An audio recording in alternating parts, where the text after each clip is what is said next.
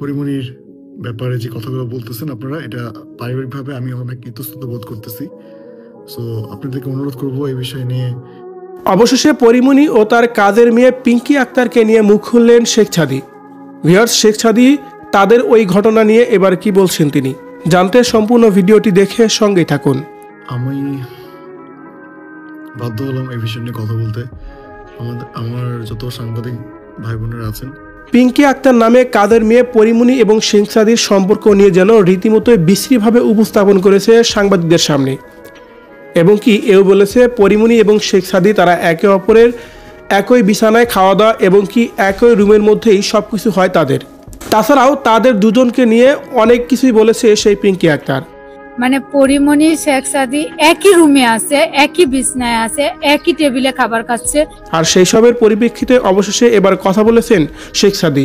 শেখ ছাদি তার ফেসবুক পেজে একটি পোস্ট দিয়েছেন।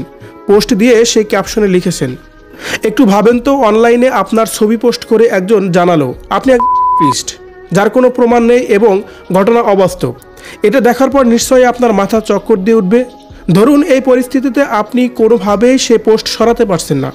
মানুষ আপনার বাবা মাকে ট্যাগ করতেছে, আপনার আত্মীয় স্বজনকে ট্যাগ করতেছে, আপনার পাশের বাসার লোক থাকাক সেটাকেও শেয়ার করে দিচ্ছে এবং কি বলছে সিসি, কিন্তু আপনার কিচ্ছু করার নেই। আপনি কয়জনকে বুঝাবেন? মিডিয়ার এই ব্যবসার ফাঁদে বন্দী হয়ে যদি আপনার মান সম্মান যায়, আপনার কিছুই করার থাকে না, তখন আসলে আপনার পরিস্থিতিটা কি হতে পারে একবার কি ভেবে দেখেছেন?